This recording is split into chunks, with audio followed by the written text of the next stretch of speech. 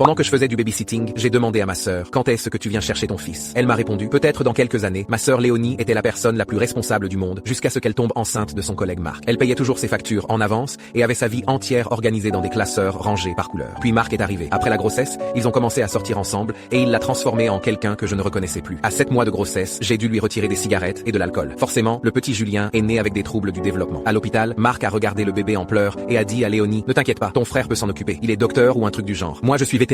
Je travaille sur des chiens, pas sur des bébés. Vendredi soir, Léonie a débarqué chez moi avec Julien dans un siège auto. Je vais à Miami pour le week-end. Elle m'a dit en le déposant devant ma porte. Avant que je puisse répondre, elle était déjà partie. Lundi arrive et Léonie n'a toujours pas répondu. Je l'ai appelé 15 fois et envoyé au moins 50 messages. Rien. Julien pleurait sans arrêt et je n'avais aucune idée de ce que je devais faire. Je regarde son Instagram et je la vois en train de faire des shots sur South Beach avec Marc. On était lundi après-midi et il faisait la fête comme des étudiants en vacances de printemps. Mardi, Julien a fait sa première crise. Son petit corps est devenu rigide et ses yeux sont partis en arrière. Je l'ai emmené aux urgences où ils l'ont stabilisé, mais ils m'ont dit qu'il avait besoin de son traitement habituel. Je n'avais aucun médicament. Je ne savais même pas qu'il suivait un traitement. Du mercredi au vendredi, j'ai jonglé entre le travail et un bébé malade, tout en appelant Léonie non-stop. Mon patron était compréhensif, mais il m'a dit que je ne pouvais pas continuer à amener un bébé à la clinique vétérinaire. Julien a fait 2 autres crises. L'hôpital m'a dit que sans son traitement, elle risquait d'empirer. Samedi après-midi, Léonie a enfin décroché. De la musique hurlait derrière elle. Quand est-ce que tu viens chercher ton fils? Je lui ai demandé. Peut-être dans quelques années, elle a répondu en riant. Ses médicaments sont à mon appart. La clé de secours est chez Madame Lopez au 2B. Elle a raccroché avant que je puisse hurler. J'ai conduit jusqu'à son appartement avec Julien hurlant à l'arrière. Madame Lopez au 2B avait l'air perdue quand je lui ai demandé la clé. Léonie a été expulsée il y a 2 semaines, elle a dit. Mon cœur s'est écroulé. Et ses affaires. Il y a des médicaments dedans. Le propriétaire Monsieur Dubois a gardé quelques cartons. Allez voir avec lui. Monsieur Dubois était agacé, mais il m'a laissé fouiller les cartons dans son box de stockage. Grâce à Dieu, j'ai trouvé le médicament anti-crise de Julien, ainsi que des papiers de son médecin. Le flacon était presque vide. J'ai rappelé Léonie. Messagerie directe. Sur Instagram, elle était maintenant sur un yacht avec Marc. J'ai tout enregistré comme preuve d'abandon d'enfant. Pendant 3 mois, j'ai élevé Julien. J'ai appris à lui donner ses médicaments toutes les 6 heures. J'ai trouvé une garderie spécialisée pour enfants handicapés. J'ai sécurisé tout mon appartement. J'ai même commencé les démarches légales pour obtenir la garde, puisqu'elle l'avait complètement laissé tomber. Julien a commencé à m'appeler papa et ça m'a brisé le cœur. Il ne savait pas que ses vrais parents l'avaient abandonné. C'était un enfant adorable quand ses médicaments faisaient effet. Il adorait quand je faisais des bruits d'avion pendant qu'il mangeait. Puis mon téléphone a sonné à 2 heures du matin un mardi. C'était Marc. Yo, quand tu viens à l'enterrement, il a demandé. Il avait l'air défoncé. Quel enterrement, celui de Léonie? Elle est morte hier. Je me suis redressé si vite que j'ai fait tomber ma lampe. Qu'est-ce qui s'est passé? On faisait la fête et elle a arrêté de respirer. Le truc était peut-être trop fort, je sais pas. Tu lui as donné une overdose. J'étais déjà en train d'enregistrer l'appel. Je lui ai rien donné qu'elle voulait pas, a dit Marc. Bref, enterrement jeudi si tu veux venir. Moi je peux pas. J'ai un mandat d'arrêt. Il a raccroché. Je suis resté là à tenir Julien qui s'était réveillé à cause du bruit. Ma sœur était morte. Ce déchet l'avait tué avec de la drogue